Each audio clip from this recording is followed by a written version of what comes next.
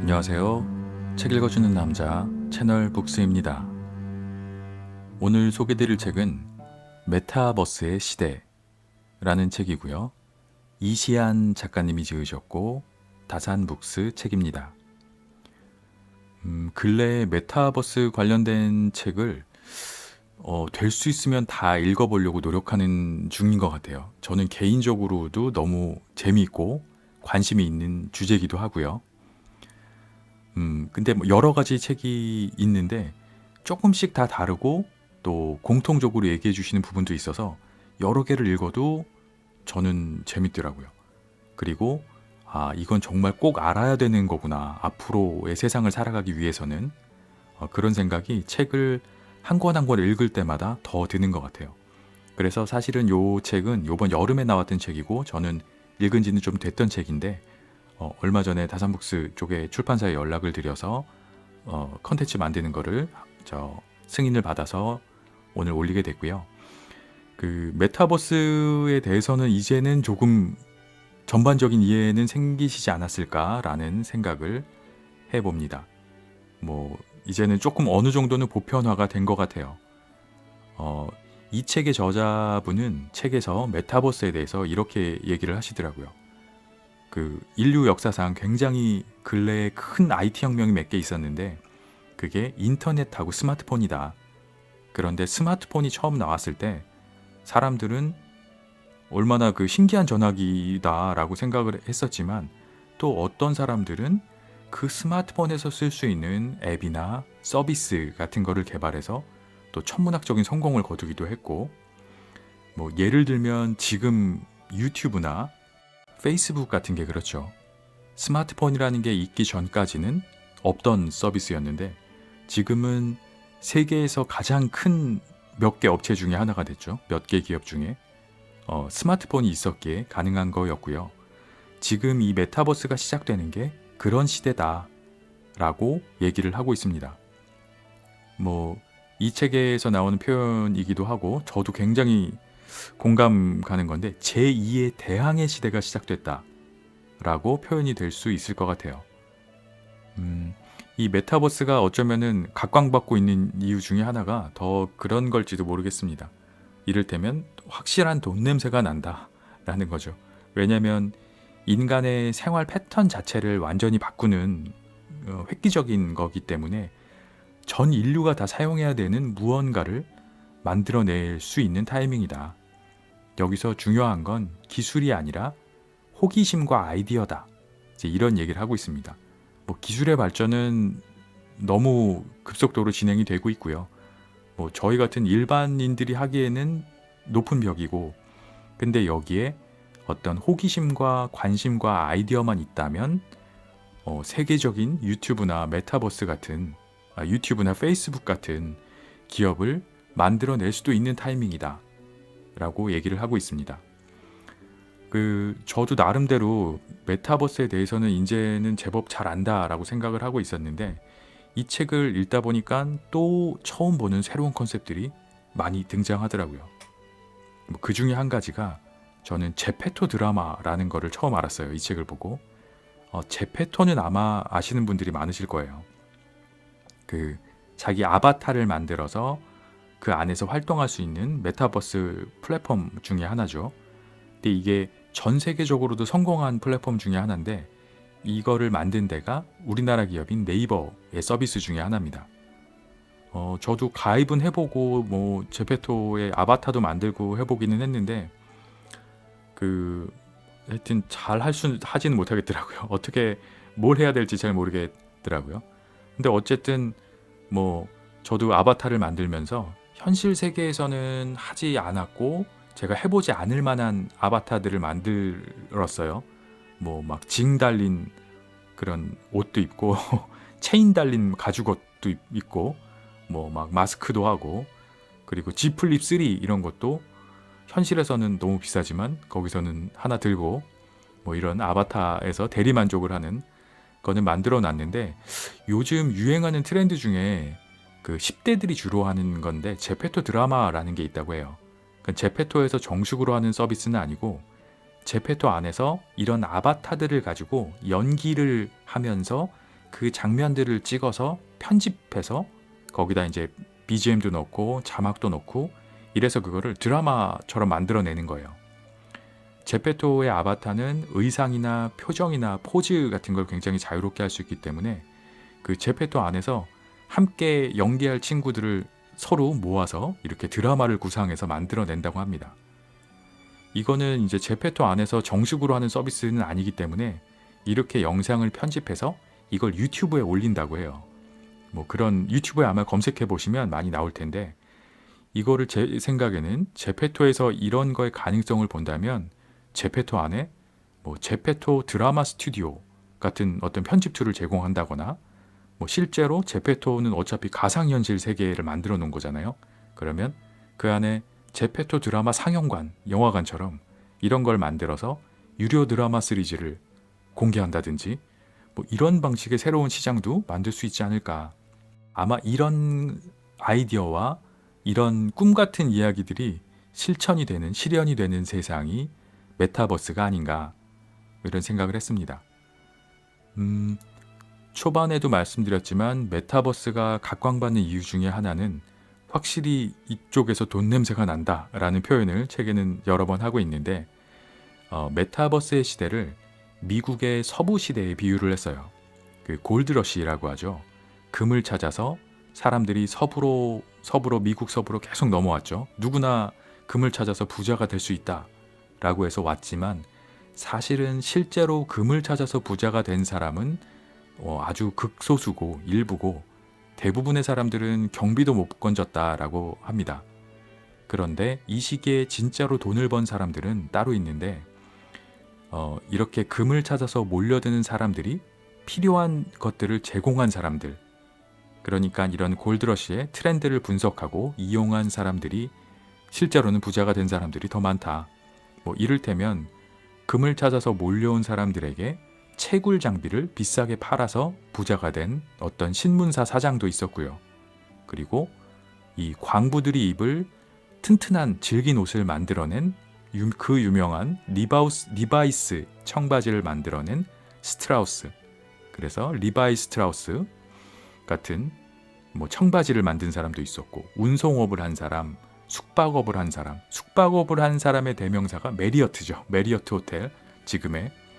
그런 것들이 다 이 골드러시 시대에 어떤 편의를 제공한 트렌드를 분석하고 이제 이런 사람들인데, 지금이 바로 메타버스의 시대가 골드러시인 거죠. 대항해 시대이기도 하지만 이런 메타버스 플랫폼들은 사실 개인이 만들기는 쉽지는 않을 것 같은데, 이런 플랫폼들은 대기업들이 주로 만들어내겠지만 또 우리 같은 개인들이 할 수 있는 것들이 분명히 있을 거다라고 이야기하고 있습니다.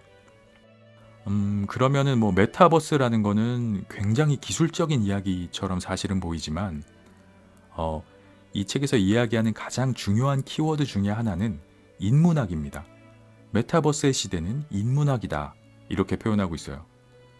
이거는 어떻게 생각하면 될 것 같은지 생각해 보면, 아이폰 처음 나왔을 때 기억하시는지 모르겠지만 아이폰 광고는 그 전에 보던 핸드폰이나 스마트폰은 아니더라도 핸드폰 광고랑은 좀 달랐어요.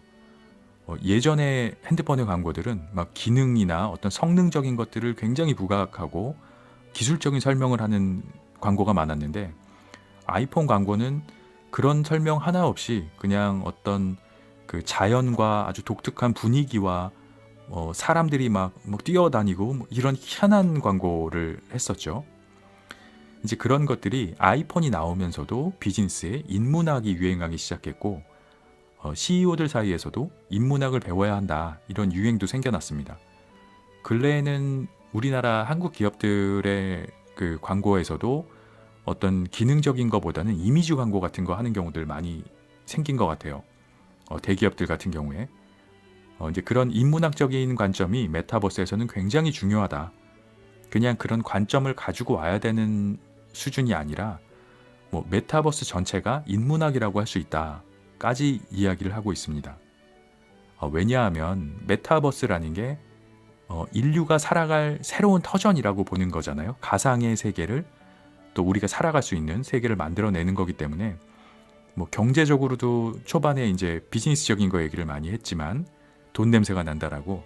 근데 경제활동 이전에 사람들이 살아가는 삶이 있고 그 결과로 경제활동이 있는 거기 때문에 인문학을 기본으로 메타버스가 설계되고 해석되어야 한다. 이렇게 볼 수 있는 겁니다. 그러면 저는 또 그 생각이 들었어요. 여기서 다시 한번 메타버스의 시대에도 책이 중요하겠구나.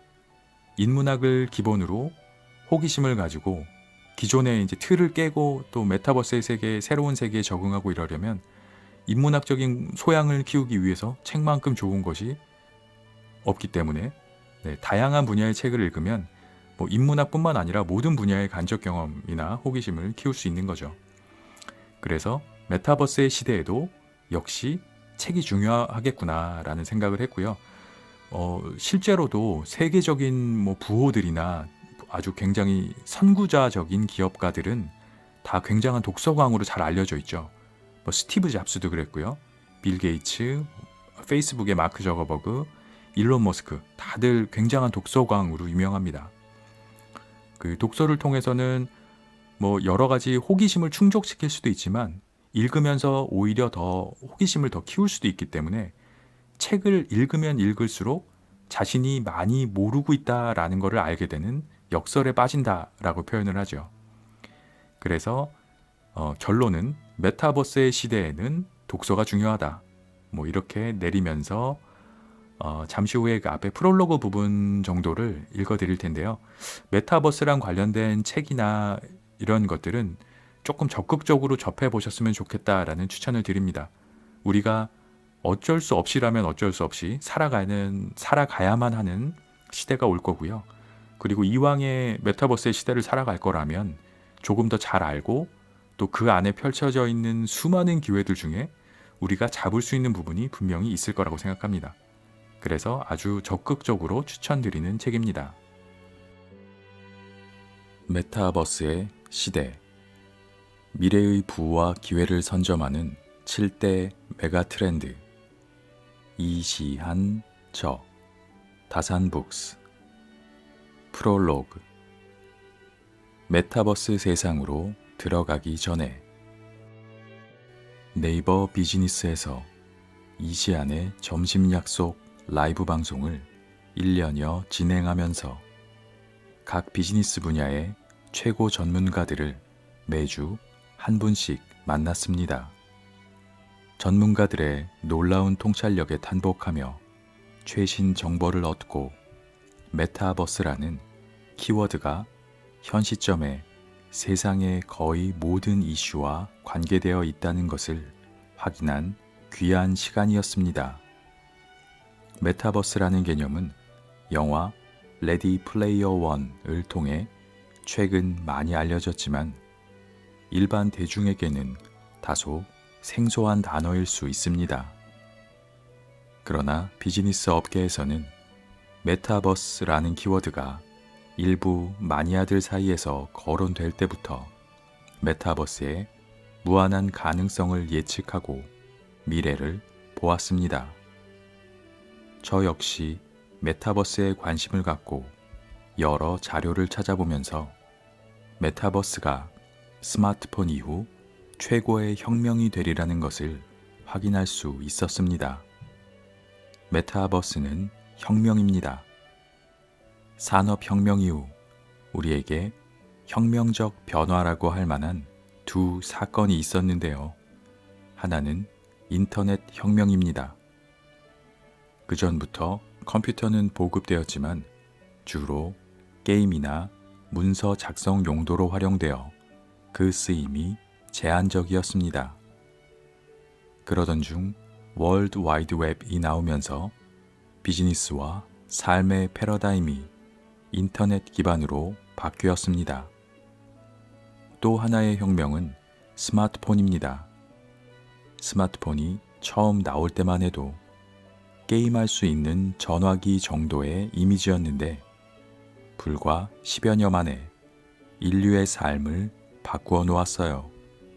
두 가지 혁명의 공통점은 기술 발전이나 시대 변화만이 아닙니다. 이 두 가지 혁명의 근원에는 인류의 연결 방식이 극적으로 바뀌었다는 본질적인 변화가 숨어 있습니다. 그런 의미에서 다음 혁명은 단연 메타버스입니다. 메타버스는 우리의 삶과 생활 방식을 전면적, 획기적으로 바꿀 것입니다. 메타버스는 새로운 기술이 아니에요. 온라인에서 또 다른 삶을 산다는 컨셉의 세컨드 라이프라는 플랫폼도 있었고, 증강현실과 가상현실 같은 기술도 있었고, 전 세계 사용자들을 잇는 SNS도 있었죠. 그런데 이 모든 것을 합했더니 폭발적인 것이 되었습니다. 마치 아이폰의 탄생 같습니다. 스티브 잡스는 아이폰을 가리켜 획기적인 기술 혁명이라고 표현하지 않고 전화를 재발명한다 라고 정의했습니다. 아이폰을 세상에 처음 선보이던 기념비적 발표에서도 잡스는 아이폰을 전화기 더하기 아이팟 더하기 인터넷 장치의 결합이라는 그림으로 소개했어요. 이미 있던 기술의 새로운 결합으로 폭발적인 시너지를 낸 스마트폰은 지난 10여 년간 인간의 생활 방식을 극적으로 바꾸었을 뿐만 아니라 지난 10여 년간 성공한 모든 비즈니스의 근간이 되었습니다. 그렇다고 해서 스마트폰이 처음 나온 이후로 혁신을 거듭해서 전과 다른 새로운 기기로 진화한 것도 아니에요. 속도가 빨라지고 디자인이 세련되어지고 무엇보다 카메라의 성능이 비약적으로 좋아졌지만 10여 년 전에 나온 아이폰의 구성이나 설계에서 크게 벗어나지 않았습니다. 지난 10여 년간 스마트폰이 바꾼 것은 세상입니다. 그러니까 스마트폰이라는 기술은 사람을 연결하는 방식을 바꿈으로써 인간의 살아가는 방식을 재구조화했습니다. 그것이 스마트폰이 일구어낸 지난 10여 년간의 변혁의 핵심입니다. 이를 방증하듯 스마트폰 혁명 이후 가장 관심을 끈 것은 기술이 아니라 인문학이었어요. 그래서 인문학 열풍이 불었죠. 스마트폰의 핵심은 기술이 아닌 사람이고 사람과 사람의 연결이기 때문입니다. 메타버스를 기술적으로 혹은 비즈니스적으로만 접근하려는 경향이 있습니다. 하지만 메타버스의 폭발력은 스마트폰 이후로 고정된 인간 간의 연결 방식을 또 한 번 획기적으로 바꾸는 데 있어요. 스마트폰이 언제 어디서나 타인과 연결되는 세상을 만들었다면 메타버스는 언제 어디서나 타인의 정신과 연결되는 세상을 만들었습니다. 물리적인 한계를 벗어난 만남은 더 다양하고 이색적인 만남을 주선합니다. 메타버스는 사람들 사이의 연결 방식을 바꾸면서 사람의 존재 형태도 바꾸었습니다. 육체 대 육체의 만남이라는 인간관계의 기본 전제에서 육체를 분리해내고 한 사람의 정신과 다른 사람의 정신의 만남으로 바꾼 거지요. 이 역시 만남의 고정관념을 깨는 사고의 혁명적인 전환입니다. 이러한 이유로 메타버스의 폭발력을 제대로 예측하려면 비즈니스 마인드, 기술 지식에 더해 인문학적인 시각까지 갖추어야 합니다. 메타버스를 기술적으로만 접근하면 게임과 다른 점이나 VR의 변화할 요건 정도밖에 이야기할 게 없어요. 메타버스를 비즈니스로만 보면 대체 불가능 토큰 NFT에 대한 이해나 어떤 아이템이 돈이 될 것인가 정도를 이야기할 수 있지요.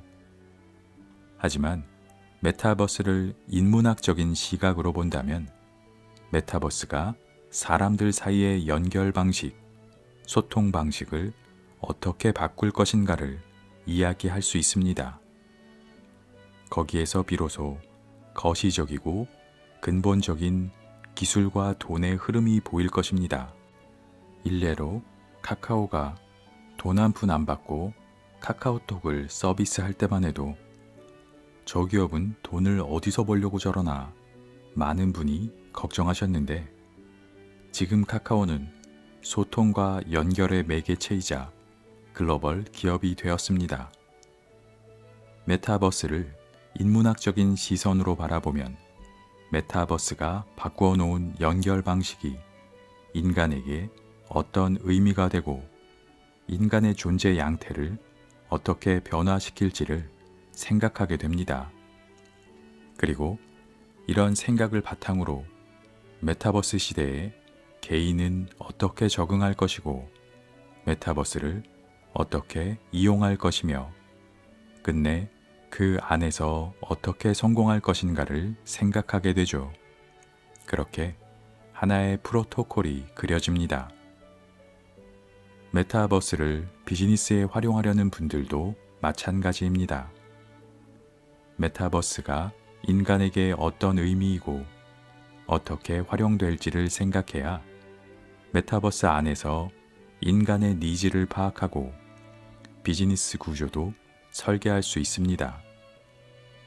온라인 고객은 오프라인 고객과 행동 패턴과 구매 포인트가 다릅니다. 외부로 들어온 고객과 앱으로 들어온 고객도 다르죠. 그런데 메타버스로 들어온 고객이라면 흡사 외계인으로 보고 분석하는 게 유용할지도 모릅니다. 외계인들에게 물건을 팔 때는 외계인의 돈을 환전할 수 있을지를 먼저 걱정하는 게 아니잖아요. 외계인은 어떤 생물체인지 고민하고 그들의 니즈를 파악해야 그에 맞춰서 비즈니스를 전개할 수 있겠지요. 그래서 메타버스 이코노미에서 선도적인 역할을 하고 있는 기업들은 일찌감치 메타버스 안의 인간, 메타버스 시대를 살아가는 인간은 어떤 존재인지에 관심을 두었습니다. 아직 이런 더 깊은 차원에 관심이 없었던 분이라면 이 책을 통해서 메타버스 시대를 살아가는 자신에 관해 먼저 통찰해 보시기 바랍니다. 메타버스란 어떤 사람들이 살아가는 세상인지, 그런 세상에서 살아남으려면 어떤 것들을 준비해야 하는지를 그려보시는 계기가 될 것입니다. 이 책의 구성은 다음과 같습니다. 1강에서는 메타버스란 과연 무엇인지 그 개념을 살펴볼 겁니다. 2강에서는 메타버스를 구성하는 차별화된 특징을 7가지 트렌드 키워드로 정리합니다. 3강과 4강에서는 메타버스를 비즈니스에 이용한 사례를 분류하고 정리하면서 메타버스가 비즈니스에 어떻게 적용될 것인지를 예측합니다.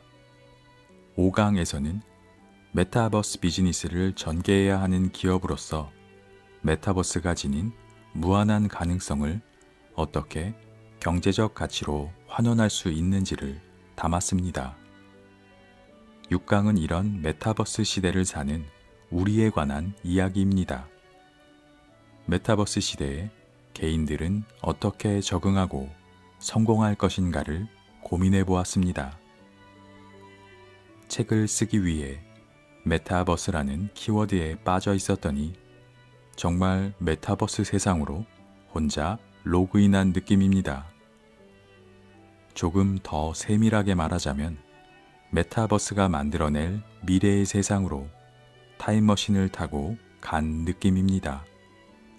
어디를 봐도 메타버스가 보이고 어떤 것을 해도 메타버스의 적용 형태가 예상됩니다. 눈앞에 메타버스 필터를 씌운 증강현실 고글을 끼고 있는 것 같아요. 기회는 변곡점에 있다고 하지요. 거대한 트렌드가 산업의 방향을 바꿀 때 기회 역시 눈앞에 나타납니다. 많은 사람이 메타버스에서 변화의 기운을 느끼기 때문에 지금 관심이 엄청납니다. 하지만 초창기라는 것은 앞으로 어떻게 될지 모른다는 예측의 어려움을 함의합니다. 그래서 기회가 앞에 있을 때 그것을 알아채고 선뜻 잡는 사람은 관심만 갖는 사람의 수만큼은 되지 않죠. 지난 10여 년의 기술과 세상의 발전 속도, 그에 따른 비즈니스의 진화와 순식간에 쏠리는 부의 흐름을 보면 초창기에 찾아오는 기회에 관심을 가질 유의는 충분합니다. 스마트폰이 나온 지 10여 년밖에 안 되었지만 스마트폰을 신체 일부처럼 사용하는 사람들을 지칭하는 포노 사피엔스라는 용어가 나올 정도입니다. 포노 사피엔스는 스마트폰 네이티브인 셈인데요. 메타버스 역시 본격화되기 시작하면 금세 메타버스 네이티브들이 나와 메타버스 세상을 점령할 수 있습니다. 아직 메타버스 초창기인 만큼 의식적으로 노력하고 시도한다면 누구나 메타버스 네이티브가 될 수 있습니다. 메타버스를 개척하고 선도하는 네이티브가 된다는 것은 메타버스 시대에 여러분의 비즈니스의 성공 가능성을 높인다는 뜻으로 이해할 수 있습니다. 이 책을 통해 메타버스를 이해하고 메타버스 비즈니스를 예측하며 메타버스 시대에 잘 살아남는 방법을 습득하고 한 걸음 나아가 메타버스 네이티브가 되는 방법을 익히면서 메타버스 시대에 우리 눈앞에 펼쳐진 한계 없는 기회를 활용할 수 있기를 바라는 마음입니다. 메타버스에 올라타는 골든 타임이 왔다. 1. 메타버스. 도대체 뭔가요? 메타버스는 가상현실일까? 포털 사이트에서 메타버스를 검색하면 가공, 추상을 의미하는 메타와 현실 세계를 의미하는 유니버스의 합성어라고 정의 내려져 있습니다. 언론, 출판 등 대부분의 매체에서 이 정의를 따르고 있습니다. 요즘 들어 메타버스를 다루는 기사들은 메타버스란 하면서 위의 정의를 소개하고 시작하거든요. 그만큼 메타버스라는 말이 대중에게는 아직도 매우 낯선 개념입니다. 이 정의를 워낙 자주 쓰기 때문에 사람들은 무심코 메타버스를 단순히 가상현실이라고 인지하는 경향이 있지요. 완전히 다르다고 할 수는 없지만 엄밀히 말하자면 가상현실이라는 단어가 따로 있습니다. 이는 특정한 환경이나 상황을 컴퓨터로 만들어서 그것을 사용하는 사람이 마치 실제 주변 상황, 환경과 상호작용을 하는 것처럼 만들어주는 인간과 컴퓨터 사이의 인터페이스라고 정의되어 있어요. 그러니까 영화 매트릭스처럼 가상의 세계를 실제처럼 느끼게 해주는 기술이지요. 그렇게 보면 가상현실은 메타버스의 한 가지 지류일 수는 있어도 메타버스 그 자체일 수는 없습니다. 메타버스를 앞서 말한 흔한 정의, 즉 가공, 추상을 의미하는 메타와 현실 세계를 의미하는 유니버스의 합성어보다 확장된 개념으로 이해해야 하는 이유입니다.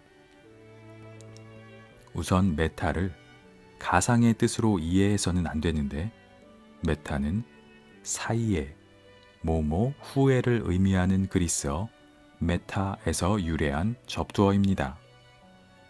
그렇게 보면 메타를 가상이 아니라 더 높은, 초월한, 상위의 뜻으로 이해해야 합니다. 메타인지는 인식에 대한 인식, 생각에 대한 생각을 말합니다. 인식의 상위에 존재하는 가장 포괄적인 인식이라는 말이죠. 그리고 메타데이터는 데이터에 관한 구조화된 데이터로 다른 데이터를 설명하는 데이터입니다. 데이터에 대한 데이터라고 할 수 있지요. 메타의 본래 용법으로 메타버스를 생각해보면 메타버스는 유니버스들의 유니버스, 세계관의 세계관이라고 할 수 있습니다.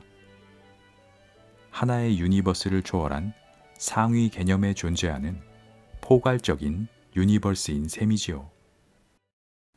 메타버스의 시대, 미래의 부와 기회를 선점하는 7대 메가 트렌드, 이시한 저, 다산북스. 프롤로그. 메타버스 세상으로 들어가기 전에 네이버 비즈니스에서 이시안의 점심 약속 라이브 방송을 1년여 진행하면서 각 비즈니스 분야의 최고 전문가들을 매주 한 분씩 만났습니다. 전문가들의 놀라운 통찰력에 탄복하며 최신 정보를 얻고 메타버스라는 키워드가 현 시점에 세상의 거의 모든 이슈와 관계되어 있다는 것을 확인한 귀한 시간이었습니다. 메타버스라는 개념은 영화 레디 플레이어 원을 통해 최근 많이 알려졌지만 일반 대중에게는 다소 생소한 단어일 수 있습니다. 그러나 비즈니스 업계에서는 메타버스라는 키워드가 일부 마니아들 사이에서 거론될 때부터 메타버스의 무한한 가능성을 예측하고 미래를 보았습니다. 저 역시 메타버스에 관심을 갖고 여러 자료를 찾아보면서 메타버스가 스마트폰 이후 최고의 혁명이 되리라는 것을 확인할 수 있었습니다. 메타버스는 혁명입니다.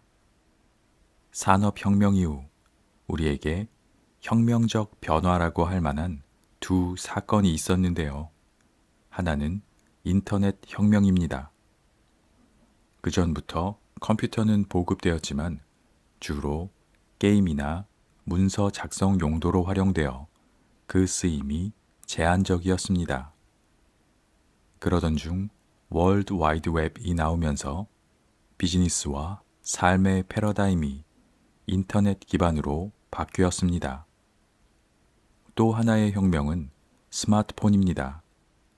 스마트폰이 처음 나올 때만 해도 게임할 수 있는 전화기 정도의 이미지였는데 불과 10여 년 만에 인류의 삶을 바꾸어 놓았어요. 두 가지 혁명의 공통점은 기술 발전이나 시대 변화만이 아닙니다. 이 두 가지 혁명의 근원에는 인류의 연결 방식이 극적으로 바뀌었다는 본질적인 변화가 숨어 있습니다. 그런 의미에서 다음 혁명은 단연 메타버스입니다. 메타버스는 우리의 삶과 생활 방식을 전면적, 획기적으로 바꿀 것입니다. 메타버스는 새로운 기술이 아니에요. 온라인에서 또 다른 삶을 산다는 컨셉의 세컨드 라이프라는 플랫폼도 있었고, 증강현실과 가상현실 같은 기술도 있었고, 전 세계의 사용자들을 잇는 SNS도 있었죠. 그런데 이 모든 것을 합했더니 폭발적인 것이 되었습니다. 마치 아이폰의 탄생 같습니다. 스티브 잡스는 아이폰을 가리켜 획기적인 기술 혁명이라고 표현하지 않고 전화를 재발명한다 라고 정의했습니다.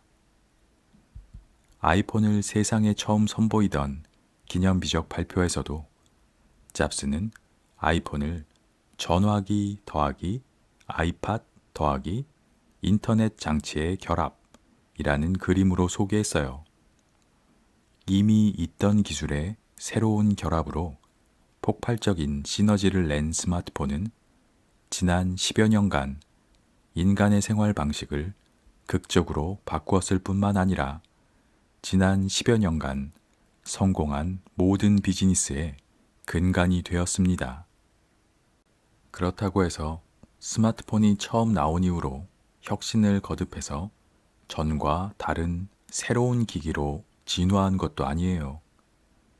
속도가 빨라지고 디자인이 세련되어지고 무엇보다 카메라의 성능이 비약적으로 좋아졌지만 10여 년 전에 나온 아이폰의 구성이나 설계에서 크게 벗어나지 않았습니다. 지난 10여 년간 스마트폰이 바꾼 것은 세상입니다. 그러니까 스마트폰이라는 기술은 사람을 연결하는 방식을 바꿈으로써 인간의 살아가는 방식을 재구조화했습니다. 그것이 스마트폰이 일구어낸 지난 10여 년간의 변혁의 핵심입니다. 이를 방증하듯 스마트폰 혁명 이후 가장 관심을 끈 것은 기술이 아니라 인문학이었어요. 그래서 인문학 열풍이 불었죠. 스마트폰의 핵심은 기술이 아닌 사람이고 사람과 사람의 연결이기 때문입니다. 메타버스를 기술적으로 혹은 비즈니스적으로만 접근하려는 경향이 있습니다. 하지만 메타버스의 폭발력은 스마트폰 이후로 고정된 인간 간의 연결 방식을 또 한 번 획기적으로 바꾸는 데 있어요. 스마트폰이 언제 어디서나 타인과 연결되는 세상을 만들었다면 메타버스는 언제 어디서나 타인의 정신과 연결되는 세상을 만들었습니다. 물리적인 한계를 벗어난 만남은 더 다양하고 이색적인 만남을 주선합니다. 메타버스는 사람들 사이의 연결 방식을 바꾸면서 사람의 존재 형태도 바꾸었습니다. 육체 대 육체의 만남이라는 인간 관계의 기본 전제에서 육체를 분리해내고 한 사람의 정신과 다른 사람의 정신의 만남으로 바꾼 거지요. 이 역시 만남의 고정관념을 깨는 사고의 혁명적인 전환입니다. 이러한 이유로 메타버스의 폭발력을 제대로 예측하려면 비즈니스 마인드, 기술 지식에 더해 인문학적인 시각까지 갖추어야 합니다. 메타버스를 기술적으로만 접근하면 게임과 다른 점이나 VR의 변화할 요건 정도밖에 이야기할 게 없어요. 메타버스를 비즈니스로만 보면 대체 불가능 토큰 NFT에 대한 이해나 어떤 아이템이 돈이 될 것인가 정도를 이야기할 수 있지요. 하지만 메타버스를 인문학적인 시각으로 본다면 메타버스가 사람들 사이의 연결 방식, 소통 방식을 어떻게 바꿀 것인가를 이야기할 수 있습니다. 거기에서 비로소 거시적이고 근본적인 기술과 돈의 흐름이 보일 것입니다. 일례로 카카오가 돈 한 푼 안 받고 카카오톡을 서비스할 때만 해도 저 기업은 돈을 어디서 벌려고 저러나 많은 분이 걱정하셨는데 지금 카카오는 소통과 연결의 매개체이자 글로벌 기업이 되었습니다. 메타버스를 인문학적인 시선으로 바라보면 메타버스가 바꾸어 놓은 연결 방식이 인간에게 어떤 의미가 되고 인간의 존재 양태를 어떻게 변화시킬지를 생각하게 됩니다. 그리고 이런 생각을 바탕으로 메타버스 시대에 개인은 어떻게 적응할 것이고 메타버스를 어떻게 이용할 것이며 끝내 그 안에서 어떻게 성공할 것인가를 생각하게 되죠. 그렇게 하나의 프로토콜이 그려집니다. 메타버스를 비즈니스에 활용하려는 분들도 마찬가지입니다. 메타버스가 인간에게 어떤 의미이고 어떻게 활용될지를 생각해야 메타버스 안에서 인간의 니즈를 파악하고 비즈니스 구조도 설계할 수 있습니다. 온라인 고객은 오프라인 고객과 행동 패턴과 구매 포인트가 다릅니다. 외부로 들어온 고객과 앱으로 들어온 고객도 다르죠. 그런데 메타버스로 들어온 고객이라면 흡사 외계인으로 보고 분석하는 게 유용할지도 모릅니다. 외계인들에게 물건을 팔 때는 외계인의 돈을 환전할 수 있을지를 먼저 걱정하는 게 아니잖아요. 외계인은 어떤 생물체인지 고민하고 그들의 니즈를 파악해야 그에 맞춰서 비즈니스를 전개할 수 있겠지요. 그래서 메타버스 이코노미에서 선도적인 역할을 하고 있는 기업들은 일찌감치 메타버스 안의 인간, 메타버스 시대를 살아가는 인간은 어떤 존재인지에 관심을 두었습니다. 아직 이런 더 깊은 차원에 관심이 없었던 분이라면 이 책을 통해서 메타버스 시대를 살아가는 자신에 관해 먼저 통찰해 보시기 바랍니다. 메타버스란 어떤 사람들이 살아가는 세상인지, 그런 세상에서 살아남으려면 어떤 것들을 준비해야 하는지를 그려보시는 계기가 될 것입니다. 이 책의 구성은 다음과 같습니다. 1강에서는 메타버스란 과연 무엇인지 그 개념을 살펴볼 겁니다. 2강에서는 메타버스를 구성하는 차별화된 특징을 7가지 트렌드 키워드로 정리합니다. 3강과 4강에서는 메타버스를 비즈니스에 이용한 사례를 분류하고 정리하면서 메타버스가 비즈니스에 어떻게 적용될 것인지를 예측합니다. 5강에서는 메타버스 비즈니스를 전개해야 하는 기업으로서 메타버스가 지닌 무한한 가능성을 어떻게 경제적 가치로 환원할 수 있는지를 담았습니다. 6강은 이런 메타버스 시대를 사는 우리에 관한 이야기입니다. 메타버스 시대에 개인들은 어떻게 적응하고 성공할 것인가를 고민해 보았습니다. 책을 쓰기 위해 메타버스라는 키워드에 빠져 있었더니 정말 메타버스 세상으로 혼자 로그인한 느낌입니다. 조금 더 세밀하게 말하자면 메타버스가 만들어낼 미래의 세상으로 타임머신을 타고 간 느낌입니다. 어디를 봐도 메타버스가 보이고 어떤 것을 해도 메타버스의 적용 형태가 예상됩니다. 눈앞에 메타버스 필터를 씌운 증강현실 고글을 끼고 있는 것 같아요. 기회는 변곡점에 있다고 하지요. 거대한 트렌드가 산업의 방향을 바꿀 때 기회 역시 눈앞에 나타납니다.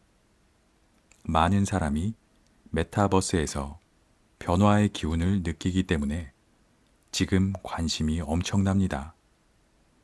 하지만 초창기라는 것은 앞으로 어떻게 될지 모른다는 예측의 어려움을 함의합니다.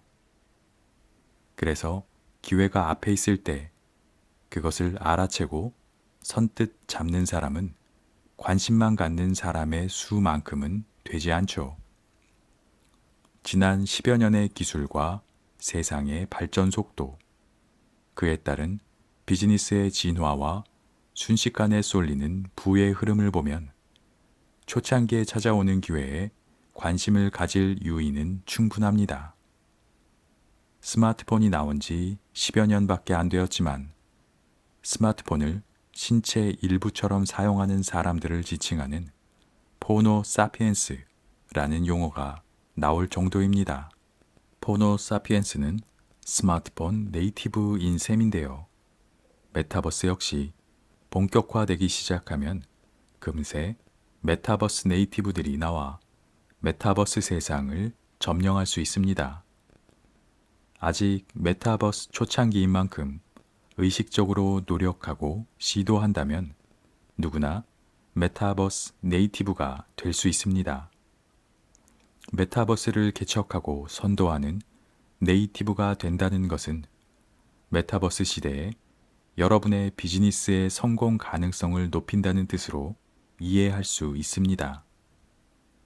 이 책을 통해 메타버스를 이해하고 메타버스 비즈니스를 예측하며 메타버스 시대에 잘 살아남는 방법을 습득하고 한 걸음 나아가 메타버스 네이티브가 되는 방법을 익히면서 메타버스 시대에 우리 눈앞에 펼쳐진 한계 없는 기회를 활용할 수 있기를 바라는 마음입니다.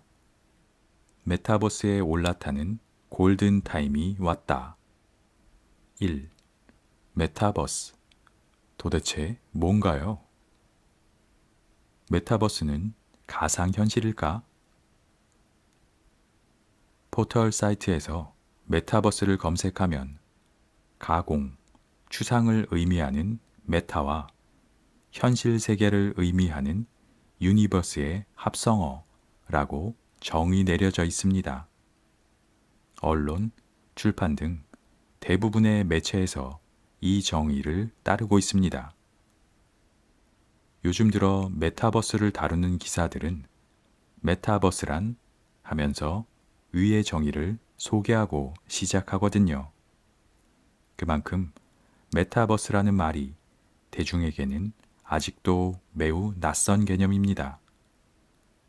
이 정의를 워낙 자주 쓰기 때문에 사람들은 무심코 메타버스를 단순히 가상현실이라고 인지하는 경향이 있지요. 완전히 다르다고 할 수는 없지만 엄밀히 말하자면 가상현실이라는 단어가 따로 있습니다. 이는 특정한 환경이나 상황을 컴퓨터로 만들어서 그것을 사용하는 사람이 마치 실제 주변 상황, 환경과 상호작용을 하는 것처럼 만들어주는 인간과 컴퓨터 사이의 인터페이스라고 정의되어 있어요. 그러니까 영화 매트릭스처럼 가상의 세계를 실제처럼 느끼게 해주는 기술이지요. 그렇게 보면 가상현실은 메타버스의 한 가지 지류일 수는 있어도 메타버스 그 자체일 수는 없습니다. 메타버스를 앞서 말한 흔한 정의, 즉 가공, 추상을 의미하는 메타와 현실 세계를 의미하는 유니버스의 합성어보다 확장된 개념으로 이해해야 하는 이유입니다. 우선 메타를 가상의 뜻으로 이해해서는 안 되는데 메타는 사이에 뭐뭐 후에를 의미하는 그리스어 메타에서 유래한 접두어입니다. 그렇게 보면 메타를 가상이 아니라 더 높은, 초월한, 상위의 뜻으로 이해해야 합니다. 메타인지는 인식에 대한 인식, 생각에 대한 생각을 말합니다. 인식의 상위에 존재하는 가장 포괄적인 인식이라는 말이죠. 그리고 메타데이터는 데이터에 관한 구조화된 데이터로 다른 데이터를 설명하는 데이터입니다. 데이터에 대한 데이터라고 할 수 있지요. 메타의 본래 용법으로 메타버스를 생각해보면 메타버스는 유니버스들의 유니버스, 세계관의 세계관이라고 할 수 있습니다.